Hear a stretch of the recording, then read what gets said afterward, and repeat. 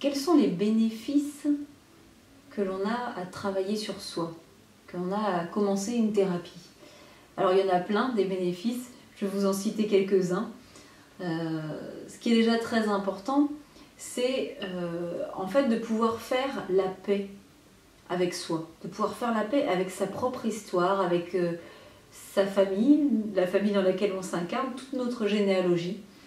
Voilà, pouvoir vraiment pacifier les choses en allant rencontrer, explorer notre histoire avec une autre conscience. Donc ça, c'est déjà un bel avantage, un bel intérêt à travailler sur soi. Ensuite, il y a aussi quelque chose de très intéressant, c'est le fait qu'on devient plus autonome. L'idée de faire une thérapie, c'est pas de venir pendant des années voir son thérapeute et être dépendant de lui. C'est plutôt, on va chercher en fait à devenir, à se débrouiller par ses propres moyens. Et pour être autonome, eh ben, il faut apprendre à s'écouter, apprendre à s'observer sans se juger. Donc ça fait partie des choses qu'on va aussi apprendre un petit peu ensemble.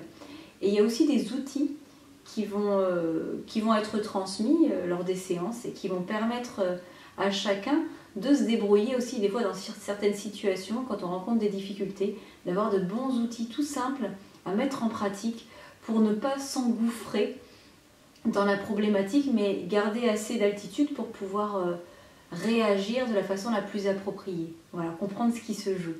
Tout ça, ça fait partie, on va dire, d'une petite boîte à outils qui va se mettre en place au fur et à mesure des séances et que chacun pourra choisir d'utiliser ou non dans son quotidien. Dans les autres bénéfices que je pourrais citer, il y a le fait de mettre de plus en plus les choses en conscience. Ça, c'est vraiment important pour moi parce que plus on amène de conscience dans la vie, plus les choses vont se mettre en place complètement différemment autour de nous.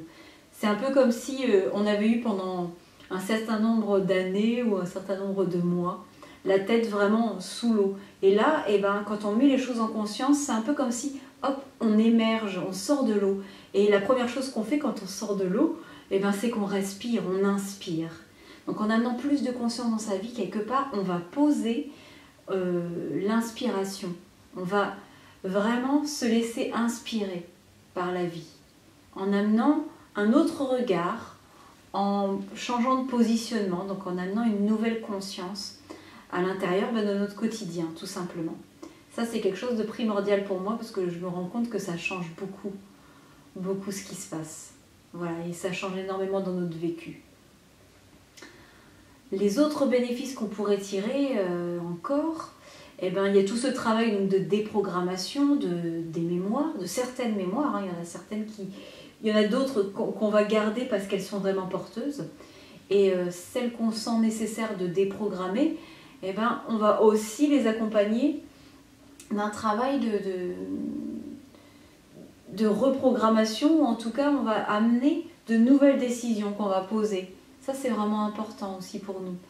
Il ne suffit pas simplement d'effacer, hein, de toute manière on ne peut pas passer un coup de gomme et puis repartir complètement de zéro. On va plutôt modifier les choses, créer comme une bascule et aller vers de nouveaux possibles. Donc pour ça, eh ben, il y a de nouvelles décisions, il y a de nouvelles énergies à appeler pour que les choses se passent différemment à partir de maintenant.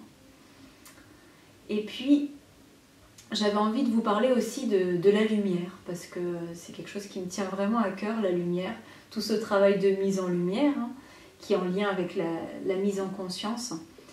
Et ce que je voulais vous dire, c'est que la lumière, c'est finalement ce que cherchent les alchimistes. C'est pas l'or, comme on pourrait le croire, mais c'est plutôt la lumière divine, l'essence en fait, qui est à l'intérieur de chaque chose et qui est à l'intérieur de nous.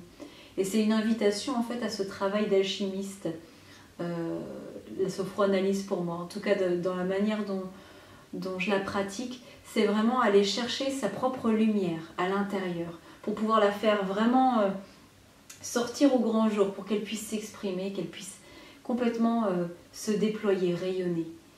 Voilà. Et puis, s'il y avait autre chose à rajouter pour moi, eh ben, dans les bénéfices, c'est vraiment cette ouverture à ce monde subtil, au monde subtil, parce qu'il y en a plusieurs et c'est un vaste univers qui s'ouvre à nous. En se mettant à l'écoute de son intuition, quelque part, c'est comme si on passait le seuil d'une porte. Une porte qui nous ouvre un nouvel univers qui est là, que souvent on connaît depuis... On a quelques souvenirs dans notre enfance, on est assez ouvert quand on est enfant à tout ce qui est un peu invisible aux yeux physiques, à tout ce qui est subtil. Et bien c'est redécouvrir tout ça, retrouver un peu ce regard d'enfant, mais avec une conscience d'adulte, une conscience la plus large possible. Et voir tout ce qu'on peut y gagner, combien on peut grandir aussi en accueillant dans notre quotidien toute cette subtilité, toute cette intuition. Voilà. Et ça va nous ouvrir en fait aussi un chemin, on va même dire 2 chemins qui peuvent des fois s'entremêler ou avancer en parallèle. C'est le chemin du développement personnel et le chemin du développement spirituel. Et c'est quelque chose qui est vraiment très très très important, très précieux pour moi. C'est de pouvoir accompagner les gens là où ils en sont, et on a tous plus ou moins cheminé, et pouvoir aller un petit peu plus loin encore sur ce chemin du développement personnel, qui est le chemin en fait qui amène à se découvrir en tant que moi, en tant que personnalité, avec tout ce qui nous compose, et ce qu'on a envie aussi de laisser de côté, ce qu'on a envie d'inviter dans notre vie. Et en parallèle, donc je vous parlais d'un autre chemin qui est le chemin du développement spirituel, et qui pour moi est vraiment un incontournable. On a vraiment besoin de ça, c'est comme un moteur aussi dans notre vie, de se relier à la spiritualité. Et voilà, ça vous permet vraiment d'avancer sur ces chemins simultanément, et puis de grandir avec à la fois le moi qui peut fleurir, et puis le travail du soi, le travail de ce cheminement spirituel qui vous permet de vous rencontrer aussi encore plus profondément dans ce que vous êtes, vraiment dans votre essence. Voilà un petit peu un éventail des bénéfices de l'accompagnement en sophroanalyse.